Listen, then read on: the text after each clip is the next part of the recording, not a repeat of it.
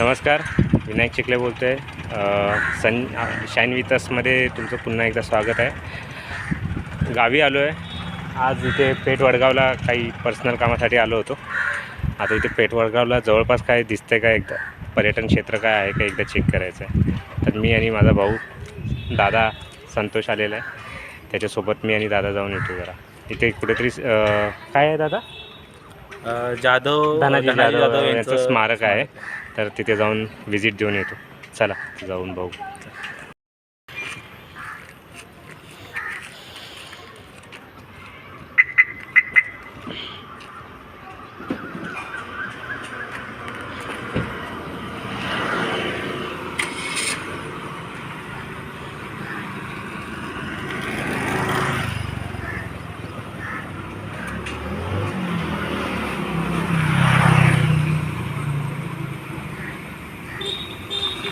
In 400 meters, your destination will be on the right.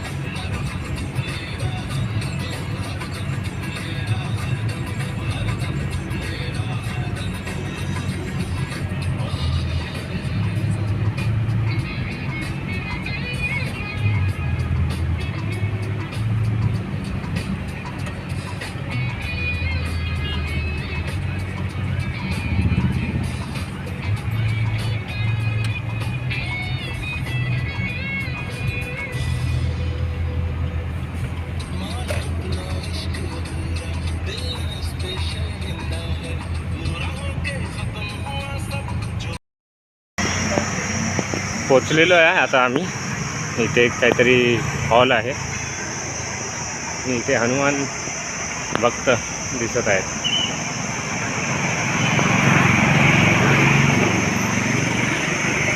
स्मारक जे आहे ते इकडे आहे।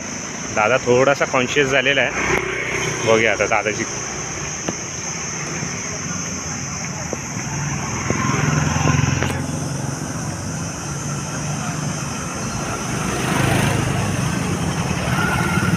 हे आहे सरसेनापती धनाजीराव जाधव यांचं स्मारक। बघूया आज आपल्याला आज जायला मिळतंय का, विचारून जाऊ आपण। थोडासा काय लिहिले वाचूया आपण। उद्घाटन रवींद्र माने यांनी केलेलं आहे, हर्षवर्धन पाटील यांच्या हस्ते झालेलं आहे 1997 साली।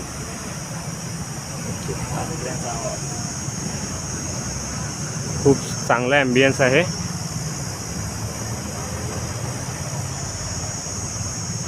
वडगावच्या नगर परिषदेने याचं डेव्हलपमेंट केलेलं आहे। अतिशय सुंदर असा आजूबाजूचा परिसर आहे। छोटासा दरवाजा आहे जिथून आपल्याला एंट्री आहे।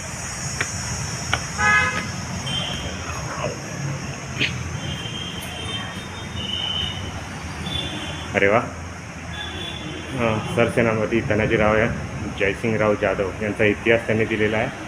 त्यांचा जन्म 1650 होता आणि निधन 28 जून 1708, म्हणजे जेमतेम 58 वर्षाचं आयुष्य त्यांनी जगलेलं आहे। पण खूप उत्कृष्ट असं म्हणजे इतिहास त्यांनी रचलेला आहे। इथे वडगावला त्यांचा स्वर्गवास झाला। हां, इथे वडगावला त्यांचा स्वर्गवास झाला। ओके। इथे दादाची थोडी हिस्ट्री खूप चांगली असल्यामुळे त्यांनी सांगितलेलं आहे आपल्याला की त्यांचा देहांत इथे वडगावमध्ये झालेला आहे। तर तुम्ही इथे हिस्ट्री त्यांची वाचू शकता, हो तर आपण याचा फोटो पण काढू शकतो।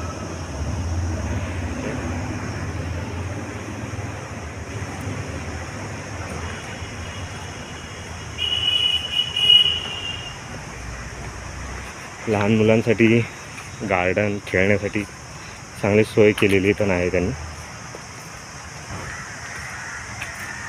कमालीची स्वच्छता त्यांनी इथे ठेवलेली आहे। ओला कचरा आणि सुका कचरा खाण्यासाठी त्यांनी सेपरेट डब्बेच ठेवलेले आहेत, जेणेकरून कोणी कचरा करू नये इथे।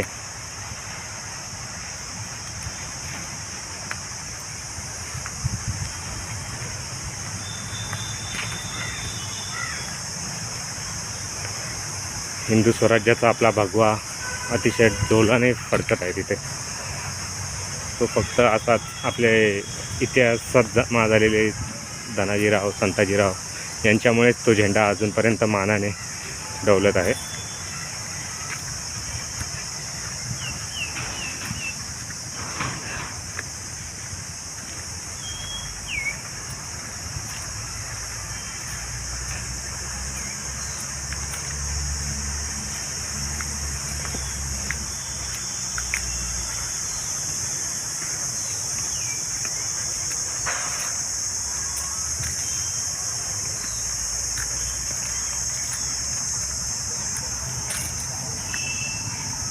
इथे त्यांची समाधी स्थळ दिसत आहेत.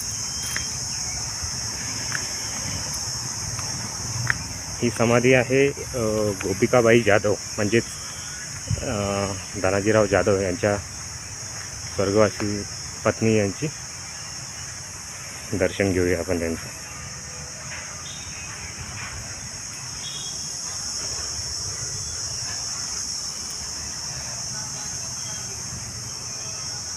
आणि ही समाधी आहे सरसेनापती धनाजीराव जाधव यांची. यांचे दर्शन घेऊया.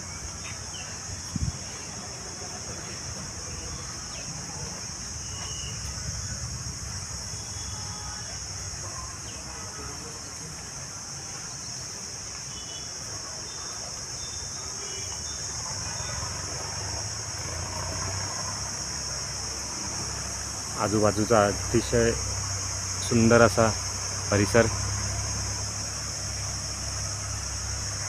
दादा, यांच्या इतिहासाबद्दल काय माहिती आहे का तुला? हे छत्रपती राजाराम यांच्या सैन्यात होते, हं, धनाजी आणि संताजी. हं, तर यांची एवढी दहशत होती की यांची जर नावं जर घेतली मुघलांच्या कॅम्पमध्ये ओके. तर त्यांचे घोडेसुद्धा पाणी प्यायचे बंद करत होते. त्यांना पाण्यामध्ये धनाजी संताजी दिसायचे. जर ते पाणी पित नसतील तर समजायचं. अशी म्हणायचे की तुम्हाला धनाजी संताजी दिसत आहेत का. अच्छा. एवढं त्यांची दहशत घोड्यांमध्ये होती, मुघलांमध्ये तर होती. हं, हं, हं. जेव्हा जेव्हा त्यांना कधी म्हणजे एखादी संधी मिळायची, धनाजी संताजी किंवा त्यांचे जे मावळे होते त्यांना, हं, हं. त्यावेळी ते मुघलांच्या कॅम्पमध्ये जायचे, छावणीमध्ये जायचे आणि अक्षरशः त्यांना नेस्तदाबूत करून यायचे. Okay okay. तर म्हणजे खूप त्यांची नाव त्यावेळी झाली होती. खूप म्हणजे मुघलांमध्ये औरंगजेबाच्या पूर्ण ह्याच्यामध्ये हं, हं. भरपूर दहशत होती. हो, आम्ही पण एकदा ऐकलं आहे की असं त्यांनी औरंगजेबाच्या छावणीवर हल्ला करून त्याच्या तंबूवरील सोन्याचा कळस त्यांनी कापून आणला होता. खरं. त्यावेळी खरं म्हणजे त्यांची दहशत त्याच्यावरून आपल्याला ओळखून येते. हो. तर असे हे सगळे सेनापती आपल्या छत्रपतींच्या सैन्यात होते म्हणून आज आपल्याला असंच चांगलं आणि आनंदी आयुष्य जगता येते. अदरवाईज आपण सुद्धा अजूनही मुघलांच्या त्यांच्या छायेखाली आपल्याला गुलामगिरीत राहावं लागलं असतं. ठीक आहे, अजून बघतो आजूबाजूचा परिसर, भेट देऊ पुन्हा आपण कधीतरी. अजून पेठ वडगावमध्ये काही स्मारक किंवा काही मंदिरं आहेत, तिथे जाऊन भेट द्यायचा आमच्या दादाचा विचार आहे. कोल्हापूरपासून अतिशय जवळ म्हणजे हाकेच्या अंतरावर असलेले हे गाव आहे पेठ वडगाव. नक्की कधी इथून जवळपास तुम्ही जात असाल तर नक्की या ठिकाणी व्हिजिट द्या. फुलपाखरू वगैरे खूप छान छान इथे आहेत.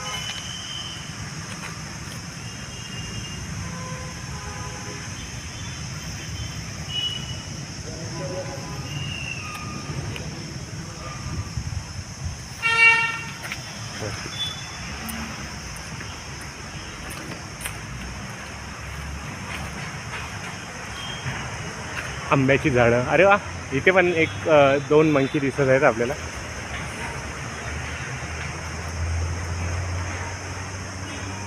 भरपूर आहे.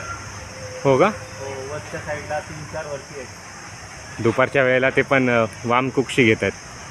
हो, इथे जवळ आहे का.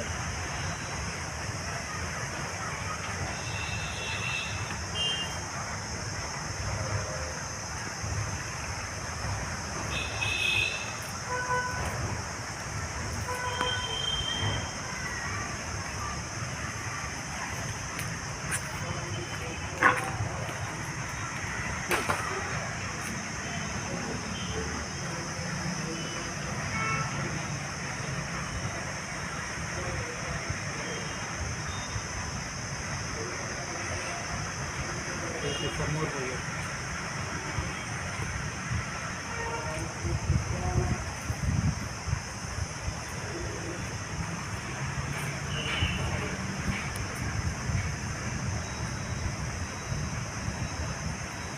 चला, नक्की इथे व्हिजिट करा, पाहण्यासारखं क्षेत्र आहे. इथून जवळच अजून एक ठिकाण आहे, त्या ठिकाणी आपण व्हिजिट करून येऊया. लेक आहे, तलाव, त्याला महालक्ष्मी तलाव असं बोलतात. आणि जवळच एक महालक्ष्मी टेम्पल आहे, पण सध्या त्याचं जीर्णोद्धाराचं काम चालू आहे, त्यामुळे त्याचं ती साईट व्हिजिट करता येणार नाही आपल्याला. फक्त लेक पाहून येऊ आपण. बहुतेक दादा तो तलाव आपण एकदा येताना बघितला होता, तो बोलला पण होता मनीषा आपण इथे फोटो सेशन करूया का.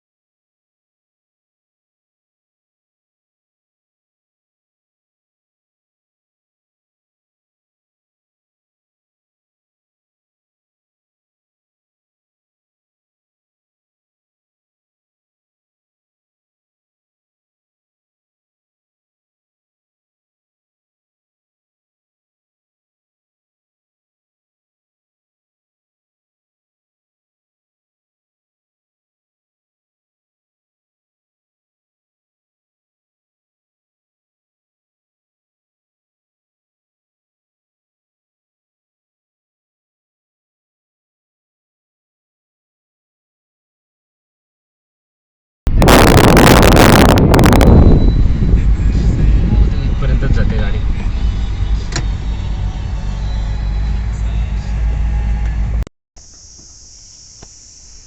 तर इथे महालक्ष्मी तलाव जे आहे त्याच्या प्रवेशद्वाराशी पोचलेलो आहे आपण. आतमध्ये काही गाडी जात नाही आहे. वरती लिहिलं आहे महाराष्ट्र शासन जैवविविधता उद्यान पेठ वडगाव.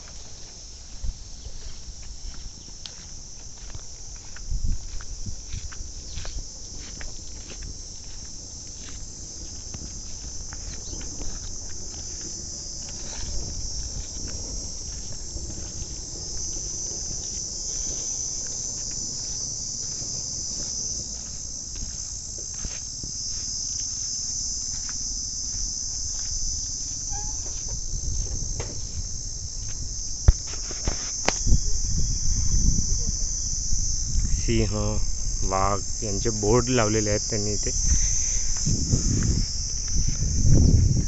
सध्या त्यांचं वास्तव्य इथे नाही आहे.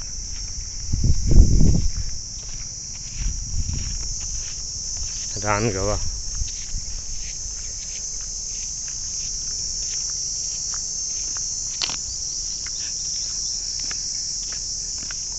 अतिशय शांत आणि नयनरम्य अशा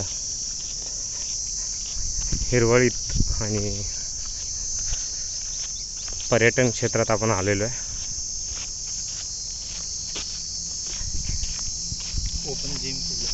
ओपन जिमची पण सोय केलेली आहे इथे.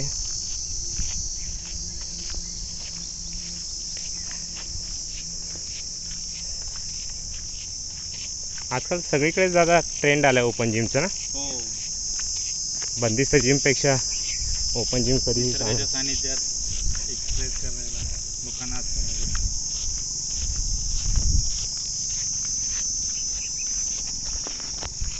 दादा याला गुलमोहरचं झाड बोलतात का? हो, गुलमोहरची आपल्या गावच्या भाषेमध्ये त्याला कोंबड्याचं बोलतात. हां, त्याची पानं खातात. ओके.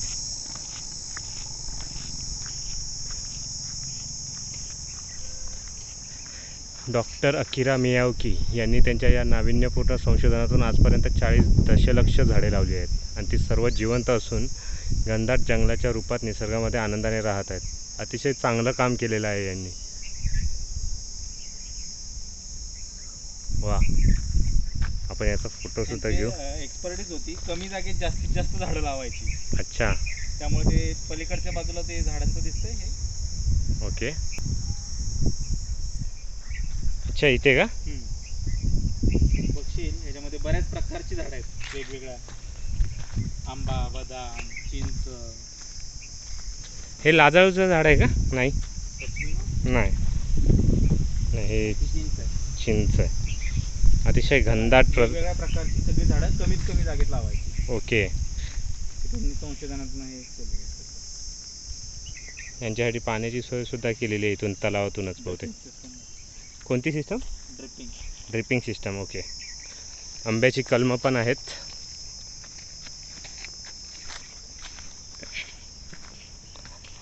मुलांची खेळायची जागा आहे. पार्क आहे तिथे.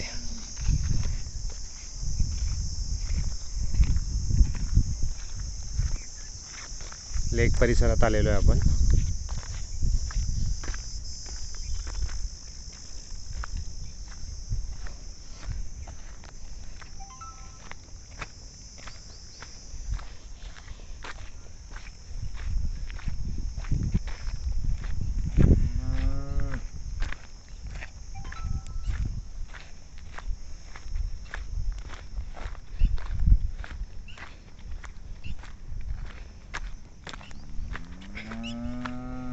ॲक्च्युली आम्ही रॉंग टाईममध्ये आलेलो आहे इथे.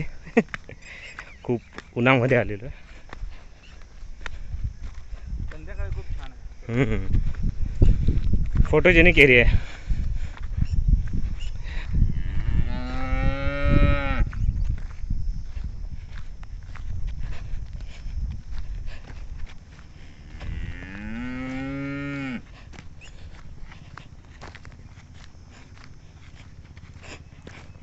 वहिनी आणि मनीषा यांना पण आणायला पाहिजे होतं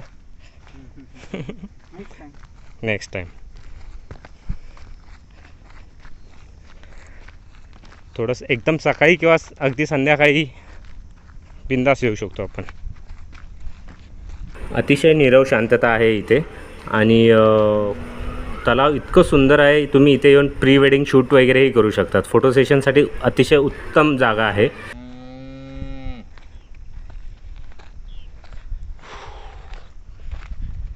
अगदी तळ्याच्या काठी पोचलो आहे आम्ही.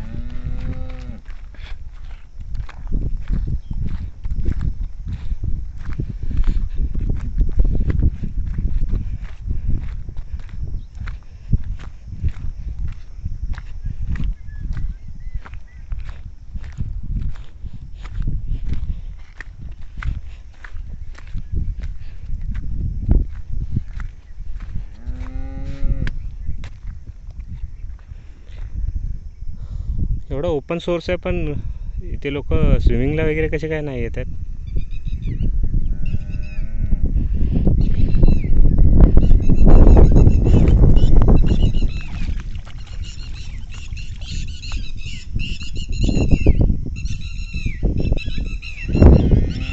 टिटव्यांचा आवाज येतो.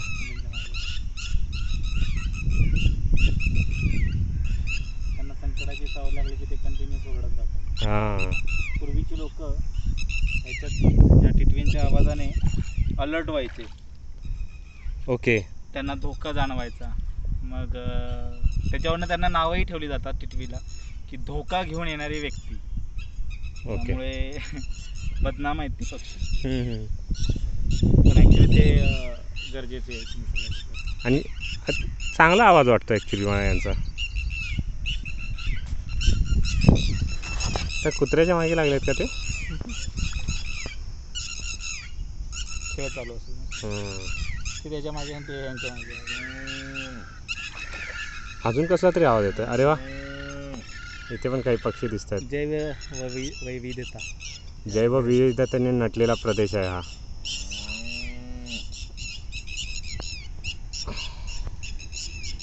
वा वा वा, खूप छान. तिथे बरेच पक्षी आहेत मध्ये नदी तलावाच्या मधोमध दिसत आहेत. ज्या अर्थी पक्षी आहेत भरपूर प्रमाणात मासेही असतील. गार आहे पाणी. हो, खूप गार आहे. जाऊन आज बरं वाटलं. ज्यांचं गाव कोल्हापूरच्या आजूबाजूला आहे, पेठ वडगाव, कोल्हापूर, सांगली या विभागात आहेत आणि ज्यांना प्री वेडिंगची शूट करायचे आहेत त्यांनी या जागेला नक्की भेट द्या. मी रेकमेंड करतो की ही जागा अतिशय खूप चांगली आहे.